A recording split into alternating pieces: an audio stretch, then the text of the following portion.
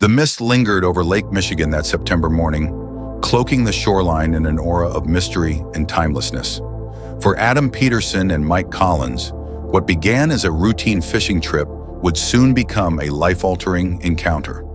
The gentle sound of waves lapping against their small boat was suddenly interrupted by a frantic splashing. Through the fog, they heard the sound grow louder, accompanied by what initially appeared to be a log in the water. But as they peered closer, they realized it was something far more alarming. Something large and dark was struggling against the current, fighting for its life. Their fishing rods lay forgotten as both men strained their eyes through the haze. What they saw froze them in place. Less than 50 feet away, a massive black bear was thrashing in the water, its powerful limbs churning against the relentless waves. Panic filled its dark eyes as it locked its gaze onto their boat. In that instant, Adam and Mike understood they were at a crossroads, forced to make a decision that would challenge their understanding of survival and the natural order. The bear's head barely stayed above the water, waves crashing over it and driving it further into deeper, more dangerous waters. Even with its strength, it was clear the animal would soon be overwhelmed. Time was slipping away. What struck the men most wasn't just the fear in the bear's eyes, but something far deeper, a desperate plea for help that seemed to dissolve the boundary between predator and prey. Adam gripped the boat's steering wheel tightly, his knuckles turning white. Mike stood motionless, the coffee cup in his trembling hands all but forgotten. The urgency of the moment left no time for deliberation. Adam Peterson and Mike Collins were not inexperienced weekend adventurers chasing nature for photos. These men had spent their lives in northern Michigan, where wilderness was woven into their way of being. Adam, at 45, was a former forest ranger turned wildlife photographer, capturing nature's unfiltered beauty with his camera. His weathered face and rough hands carried the marks of countless encounters with the wild, though nothing had prepared him for this. Mike, 38, was a local veterinarian who specialized in large animals. His work often brought him face to face with scared or injured creatures, though they were usually domestic ones. Years of tending to animals on farms and in stables had taught him that desperation in any creature could make it unpredictable and dangerous. Their bond had been forged 15 years earlier during a search and rescue mission for a lost hiker. Since then, mornings on Lake Michigan had become their shared retreat, where their small fishing boat offered an escape from the complexities of life. Both men understood the fragile balance of nature, having witnessed its beauty in moments like the majestic flight of migrating geese and its harshness in the predator-prey dynamic. But as they watched the bear struggle against the waves, all their experience seemed insufficient. This was a test neither of them had ever imagined facing. Their minds raced with conflicting thoughts. They knew the golden rule of wildlife encounters: never interfere with nature's course. Yet their instincts to help, deeply ingrained in both their professional and personal lives, pulled at them strongly. Fear coursed through their veins, not just of the bear itself, but of the consequences of whatever choice they made. A bear this size could easily crush their boat, drag them into the water, or turn on them even after a rescue attempt. They had seen firsthand the power of these creatures, how their massive paws could shatter logs and their jaws could bend metal. The morning's peaceful silence now felt heavy with the weight of their decision. The situation deteriorated rapidly as the bear struggled against the increasingly rough waters. Its massive body, usually an advantage in the wilderness, now worked against it. The thick fur, soaked with cold lake water, pulled the creature down like a heavy coat. Each desperate attempt to stay afloat drained more of its strength. The bear's breathing became labored, creating small clouds of vapor in the chilly morning air. Its powerful muscles, visible even through the fur, trembled with exhaustion. Adam and Mike quickly assessed the situation, drawing from their years of experience. The bear had likely been trying to cross the lake at its narrowest point, a common behavior they had observed in other wildlife. But something had gone wrong. Perhaps it had underestimated the distance, or the current had proven stronger than expected. Now it found itself trapped in a deadly situation, nearly half a mile from either shore. The waves grew larger as the morning wind picked up, making the bear's situation even more precarious. Each swell now threatened to push its head underwater. The creature's movements became more frantic, its powerful limbs striking the water with diminishing force. The look in its eyes changed from panic to exhaustion, a sight that struck both men to their core. Mike grabbed a life preserver from the boat's storage compartment, his hands shaking slightly as he held it. The bright orange ring seemed almost absurd in this situation. How would they even get it to the bear? And if they did, would the animal understand its purpose or simply attack it in panic? The bear was easily 600 pounds of muscle and claw, capable of tearing through their small fishing boat like paper.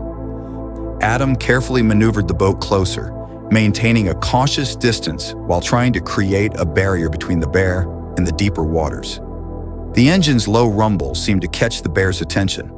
Its eyes locked onto them again, but this time with a different expression. The initial panic had given way to something else. Exhaustion? Recognition? They couldn't be sure. Their first rescue attempt came from pure instinct. Mike threw the life preserver, aiming it to land near the bear's massive head. The orange ring splashed down just feet from the struggling animal, but the bear recoiled from it, using precious energy to swim away from what it perceived as a new threat. The movement cost it dearly. Its head dipped below the surface for several terrifying seconds before it resurfaced, gasping and thrashing. Adam cut the engine, letting the boat drift closer. The silence that followed seemed to calm the bear somewhat. They could now see it clearly. Its black fur glistened in the early morning light, water streaming from its massive shoulders with each labored movement. The creature's muscles rippled beneath its coat as it fought to keep its head above water, but its movements were becoming increasingly uncoordinated. Time was running out. The bear's struggles grew weaker with each passing moment.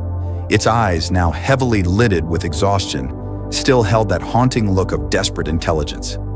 Both men knew they had to act fast, but their next move would have to be different. The conventional approach had failed, and now they needed to think beyond their training, beyond their experience, beyond everything they thought they knew about wildlife encounters. The next minutes unfolded like a carefully choreographed dance between life and death. Adam and Mike knew they had to act unconventionally, their usual protocols useless in this extraordinary situation. With deliberate movements, Adam positioned their boat parallel to the struggling bear, close enough to help but far enough to maintain some safety. The distance between them and certain death was merely 15 feet of choppy water. Mike quickly uncoiled the heavy-duty tow rope they used for hauling in large catches. His mind raced through calculations. The rope could support the weight of a large boat. It would have to be enough for a bear. They had only one chance to get this right. The bear's movements had become sluggish, its massive head barely staying above water. Its eyes, once fierce with panic, now showed the glassy look of approaching unconsciousness. Adam cut the engine completely, hoping the silence would keep the bear calm. The boat drifted naturally toward the struggling animal, guided only by the wind and waves. Mike fashioned a crude lasso from the rope, his hands steady despite the fear coursing through his body. Years of treating injured horses had taught him that sometimes the most dangerous moments required the steadiest hands. Their first real attempt at rescue nearly ended in disaster. As Mike threw the rope, aiming for the bear's shoulders, a sudden wave lifted their boat. The rope fell short, splashing uselessly into the water. The sound startled the bear, causing it to thrash violently. Water sprayed everywhere as its massive paws churned the lake surface. The boat rocked dangerously, nearly capsizing from the waves created by the bear's panic. Precious minutes ticked by as they reeled in the rope for another attempt. The bear's struggles grew weaker. Its breaths came in ragged gasps, creating small ripples on the water's surface. Mike's arms burned as he coiled the heavy, wet rope. Every second felt like an eternity. Adam kept his eyes fixed on the bear, watching its movements, looking for any sign of aggression or surrender. Their second attempt proved more successful, but brought its own challenges. The rope landed perfectly, settling around the bear's shoulders. For a moment, hope surged through both men. Then the bear, in a last burst of panicked energy, began to twist and turn. The rope started slipping. Mike lunged forward, grabbing the rope with both hands. The rough fiber bit into his palms as he held on, blood mixing with lake water. Adam quickly moved to help, but the distribution of weight threatened to tip their boat. The bear's massive body acted like an anchor, pulling them toward danger. Water began spilling over the boat's edge. Both men knew they were one wrong move away from joining the bear in the frigid lake. Their muscles screamed in protest as they fought against the weight of the struggling animal. Slowly, agonizingly, they began to make progress. The bear's struggles weakened, whether from exhaustion or some primitive understanding that help had arrived. Inch by inch, they pulled it closer to the boat. The vessel tipped precariously with each movement. Their arms felt like lead, backs burning with the strain. Sweat mixed with spray from the lake, stinging their eyes despite the morning show. Every pull on the rope brought new challenges. The bear's wet fur made it incredibly heavy, and its massive body threatened to overpower them with each movement. They had to coordinate their efforts perfectly, pulling in sync to maintain the boat's stability.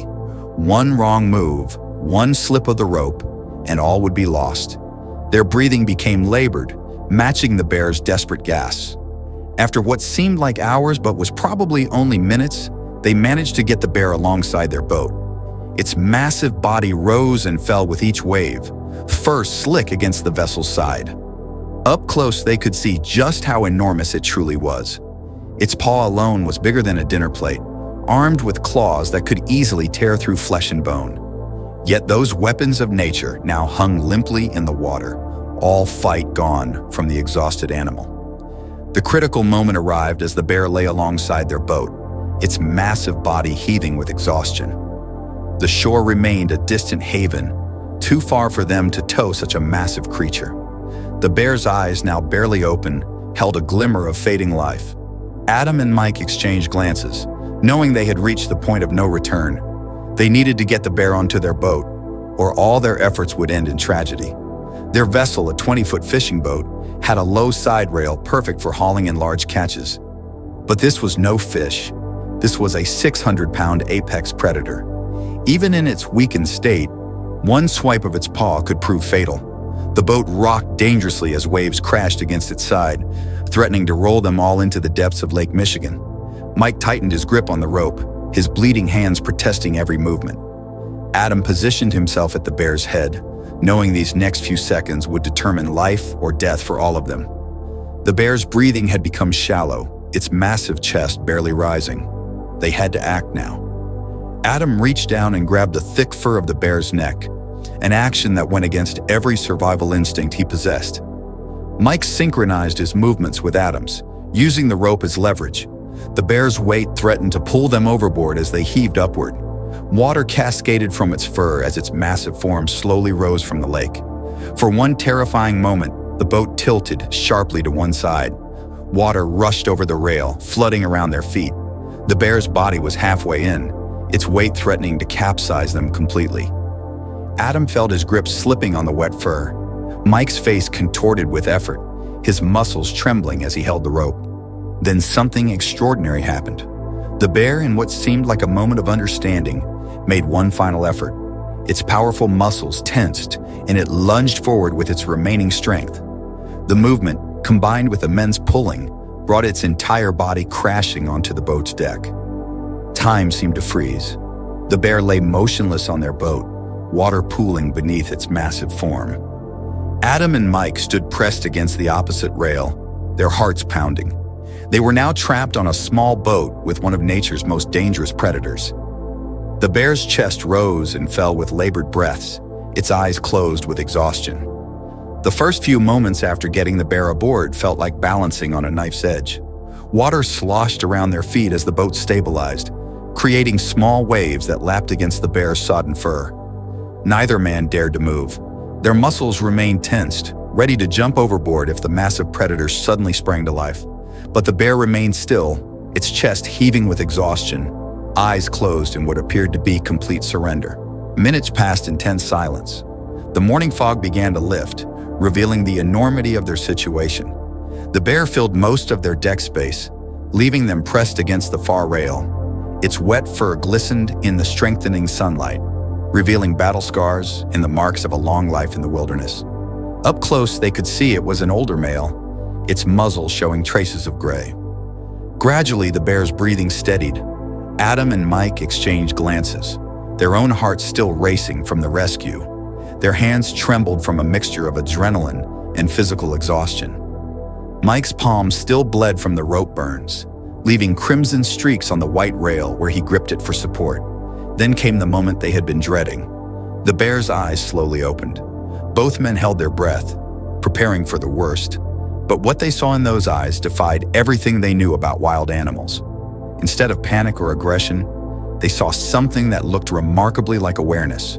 The bear lifted its massive head slightly, its gaze moving between the two men who had saved its life. What happened next would stay with them forever. The bear made no attempt to rise. Instead, it let out a long, soft exhale that seemed to carry all its remaining tension away. Its massive body relaxed completely, as if accepting its current situation and the presence of its unlikely saviors. The natural order of predator and prey had been suspended in this extraordinary moment. Fear began to give way to a complex mixture of emotions in both men. Relief flooded through them as they realized they might survive this encounter. Amazement at their own actions mingled with a deep sense of connection to this powerful creature that now lay vulnerable before them. They had done something most would consider impossible or foolish, yet here they were, sharing their small boat with one of nature's most feared predators. As the morning sun climbed higher, the bear began to show signs of recovery. The natural order of things suggested this would be the moment of greatest danger, when a restored predator would assert its dominance. Yet what unfolded on that small fishing boat challenged everything these experienced outdoorsmen thought they knew about wild animals. The bear made no aggressive moves. Instead, it began to lick its paws, cleaning away the lake water with slow, deliberate movements. Its eyes, now clear and alert, would occasionally glance at the men without any sign of hostility. The creature seemed to understand, on some profound level, that these humans had chosen to help rather than harm. Adam slowly reached for a water bottle in their cooler, his movements careful and measured. The bear watched but showed no signs of agitation. In a moment that seemed to defy the laws of nature, Adam cautiously extended the bottle, letting water trickle near the bear's muzzle. The massive animal leaned forward slightly, lapping at the fresh water. This simple act of accepting help from a human went against every natural instinct a wild bear should possess. Time passed strangely on the boat as they began their slow journey toward shore. Mike steered while Adam remained near their unusual passenger, maintaining a respectful distance but close enough to observe. The bear's behavior continued to amaze them. When waves rocked the boat, it adjusted its weight to maintain balance, as if understanding the precarious nature of their shared situation. Most surprisingly, the bear appeared to recognize their voices. As they spoke quietly to each other about navigation and wind direction, its ears would twitch in response, showing awareness but no fear. This was unprecedented. Wild bears typically react to human voices with either aggression or retreat. This one seemed to find their presence reassuring, a complete reversal of natural order. Even more remarkable was the moment when Adam sneezed suddenly, startling everyone on board. Instead of reacting with panic or aggression, the bear merely lifted its head, looked at him with what could only be described as mild curiosity, then returned to its peaceful rest. This level of tolerance and trust from a wild predator was something neither man had ever witnessed or even heard of in their decades of wildlife experience. As they neared the shore, a deeper understanding began to form. This was not just a simple rescue anymore. They had witnessed something extraordinary, a moment when the barriers between human and wild animal had temporarily dissolved. The bear's behavior suggested a level of intelligence and emotional capacity that went beyond mere survival instinct. The experience of that morning on Lake Michigan left an indelible mark on both Adam and Mike. What started as a simple rescue transformed into something that would reshape their understanding of the natural world. Their perspective on wildlife, particularly regarding the emotional capacity of wild animals, underwent a profound shift.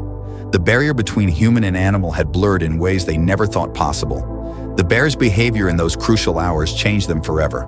Its display of trust and intelligence challenged everything they had learned about wild predators.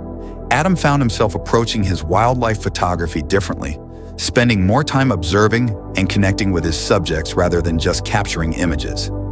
Mike's veterinary practice took on new dimensions as he began to look beyond the physical symptoms of his animal patients, paying closer attention to their emotional states. The local community initially met their story with skepticism, but as word spread, backed by Adam's photographs taken after they reached shore, Their experience became a catalyst for change. Local wildlife conservation efforts saw increased support.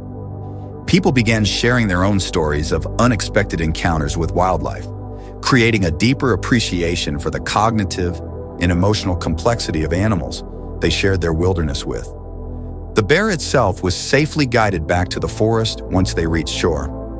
In the months that followed, local rangers reported unusual behavior from a large male bear in the area. It showed no aggression toward humans, maintaining a respectful distance while displaying an unusual level of calm during chance encounters. Though they couldn't be certain it was the same bear, these reports suggested a lasting impact from that morning's events. The events of that foggy September morning on Lake Michigan became more than just a story of rescue. It evolved into a testament to the mysterious and profound connections possible between humans and wildlife. Adam and Mike had not just saved a bear's life. They had uncovered something extraordinary about the capacity for trust and understanding between species. Years later, both men still returned to that spot on the lake, their fishing trips now carrying deeper meaning. The memory of those intelligent eyes, the trust shown by a wild predator, and the moments of connection continue to influence their lives. Their experience rippled through the community, inspiring a gentler approach to wildlife encounters and fostering a deeper respect for the emotional lives of wild animals. The bear's survival challenged our assumptions about the boundaries between humans and wildlife. It revealed that in moments of crisis, ancient barriers can dissolve, leaving space for something remarkable to emerge.